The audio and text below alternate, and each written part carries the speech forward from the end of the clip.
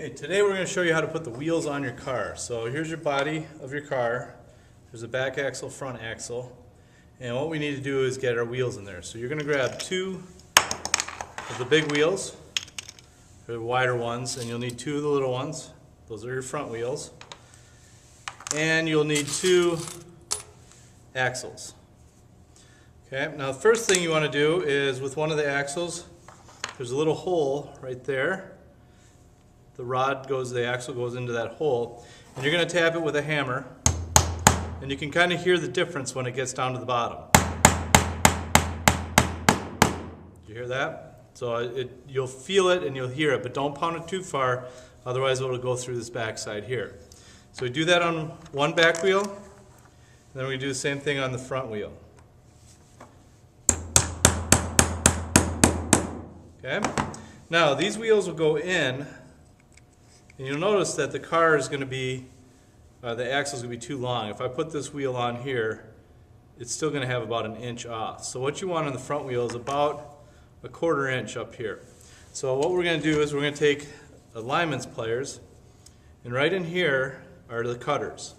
So if I take the pliers and I put them so it's about a 1/4 inch away, about the width of a pencil, and I put it all the way into the bottom part of this, you can take and you squeeze it, it's going to snap that or cut that piece of steel. What I would suggest you do is take this and put it on the table so your car's kind of hanging off, and then squeeze down.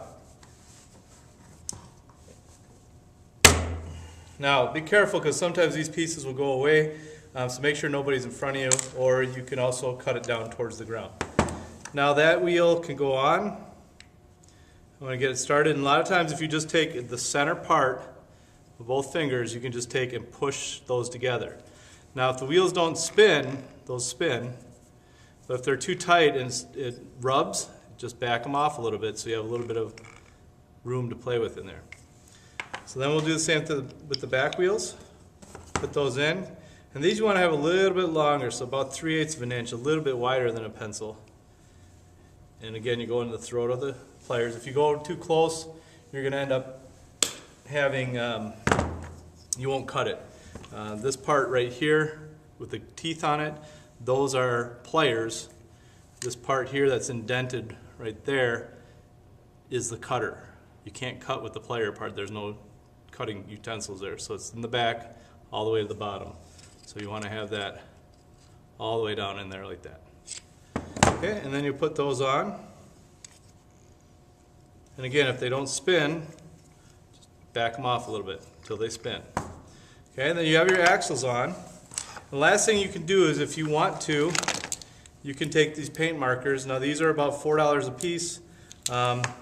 There's no tip on that one because somebody was doing this with it, or they pull them out. They come out. So make sure you leave them in there. And they work by pressing down, so you may want to take another sheet of paper. And on that sheet of paper, you can take the marker. Do not do it on my tables, but you can push down, and that'll get the paint to start flowing. And now at this point, you can paint whatever you want. So if you wanted to have a stripe down the middle, you just write like you do with the pencil. And they're paint, so it's going to stay on there. So you can make your designs if you want to put your name on there. If you want to draw a picture on there, you want to put a lightning bolt or flames or something like that. Just make sure, if you're going to use another marker on there, that dries before you put the other marker on. Otherwise, whatever color that is going to mix with your color that you're putting on. Caps go back on. These are about $4 a piece, so make sure they get put back on, put back in the bin there. Let that dry. You can put it in your cabinets in the room here, or you can put it back in the wood shop cabinets.